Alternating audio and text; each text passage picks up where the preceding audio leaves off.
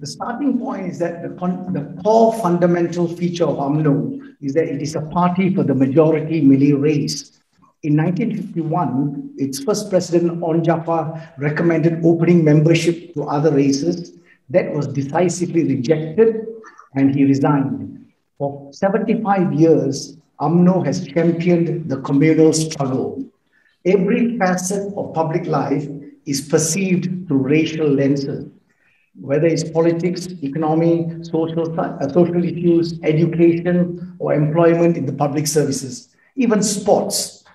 UMNO substantially strengthened its position over the body politic in the aftermath of the May 69 riots by the introduction of the NEP in 71.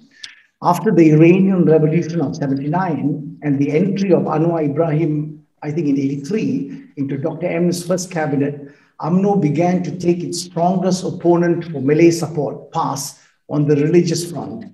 So the drive to Islamization, which Dennis deals comprehensively with his book, resulted in UMNO emerging in the early 90s as the predominant Malay Muslim political party in the land, well eclipsing PAS. UMNO possesses certain identifiable features which contrasted with other political parties of long standing, whether it's the Conservative Party in the UK, the Republican in the US, Congress in India, LDP in Japan, PAP in Singapore.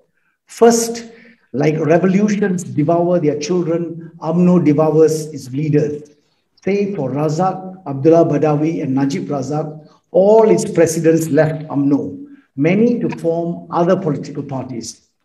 Secondly, UMNO's predominance in our national landscape has been so overpowering that it has convinced thousands of public servants over the decades that UMNO is synonymous with Malaysia. What is UMNO's interest is in the national interest.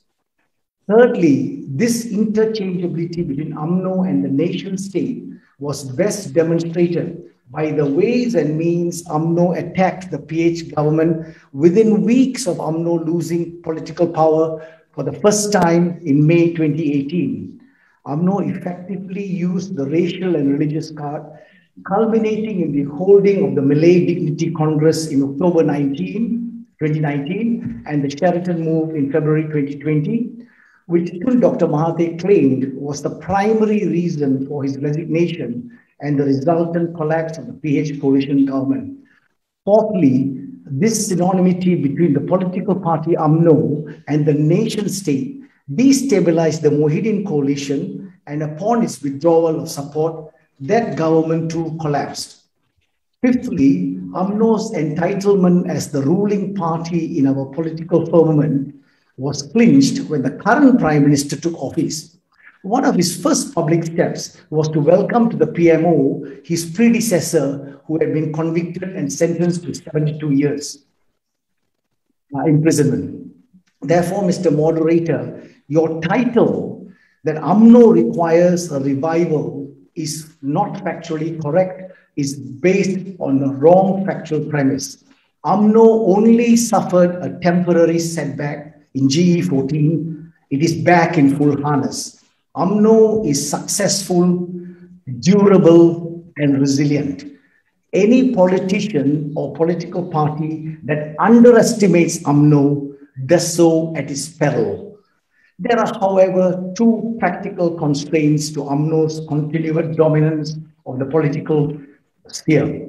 First, with the emergence of Bersatu, Pejuang Muda, and other parties joining PAS, Amanah, and PKR, UMNO's share of the Malay vote has been reduced and will in the coming election. It is a much more crowded environment. UMNO's support now hovers around 50% of the Malays in Peninsula and in Sabah. Non-Malays and Sarawakians continue to vigorously oppose UMNO. Secondly, and this is more important, Malay voters may decisively reject UMNO in GE15. Employing the racial religious card is of no use in governing the state. PAS's lengthy administration of Kelantan is a classic example of mismanagement despite championing the religious cause. But the better and more current illustration is the terrible incompetence and misgovernance since the middle of last year by the two governments in which UMNO has played a key role. Their handling of the COVID pandemic has been disastrous. We are nearing 2 million cases and 20,000 dead. Millions of unemployed struggle to put food on the table. Cash has dried up.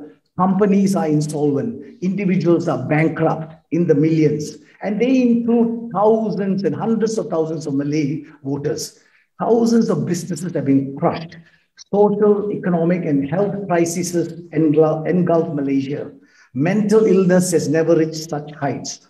Therefore, I conclude, if Malay voters reject UMNO in the droves, because as Taufik said, this is a Malay government, in droves in GE15, because of its pathetic track record in government, UMNO will be soundly defeated.